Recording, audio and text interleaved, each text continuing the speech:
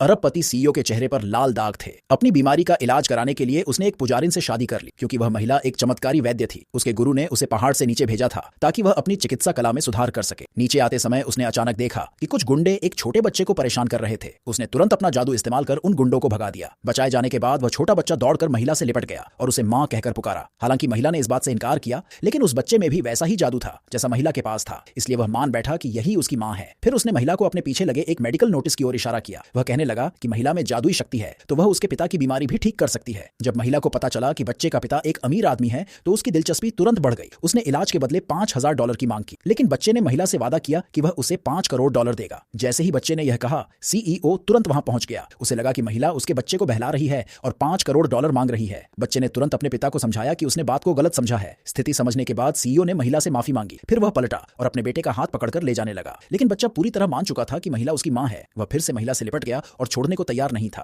तभी अचानक सीईओ के दिल में एक टीस उठी। उसे डॉक्टर की कही वो बात याद आई कि उसके पास सिर्फ 1 साल की जिंदगी बची है। उसके बाद उसका बेटा अकेला रह जाएगा। थोड़ी देर सोचने के बाद उसने महिला को घर आने का निमंत्रण दिया। फिर उसने महिला को शादी का प्रस्ताव दे दिया। महिला यह सुनकर चौंक गई। उसने कहा कि उसका गुरु अब भी उसकी पहाड़ी पर वापसी का इंतजार कर रहा है, इसलिए उसने सीईओ का प्रस्ताव ठुकरा दिया। जैसे ही वह जाने लगी, अचानक बच्चा रोने लगा। महिला के साधारण कपड़े देखकर सीईओ ने अंदाजा लगाया कि वह गरीब है। उसने कहा कि मरने के बाद वह उसे अपनी 500 मिलियन की संपत्ति दे जाएगा। यह सुनकर पहले से पैसों को लेकर चिंतित महिला तुरंत मान गई। यह पूरा दृश्य सीईओ की दोस्त ने देख लिया, जो खुद सीईओ को चाहती थी। उसने महिला का मजाक उड़ाया और उसे सीईओ की नौकरानी कहकर पुकारा। सीईओ ने जब देखा कि उसकी पत्नी के साथ ऐसा बर्ताव किया जा रहा है तो उसने अपनी दोस्त से मुंह फेर लिया, जिससे वह दोस्त महिला से जलने लगी। बाद में जब सीईओ अपने ऑफिस चला गया तो बच्चा सड़क किनारे अपने मार्शल आर्ट्स के मूव्स महिला को दिखाने लगा। लेकिन जब महिला ने देखा कि उनके और बच्चे के मूव्स बिल्कुल एक जैसे हैं तो वह हैरान रह गई। उसे बच्चे की पहचान पर शक होने लगा, इसलिए वह तुरंत उसे लेकर मंदिर लौट गई ताकि अपने गुरु से सच्चाई जान सके।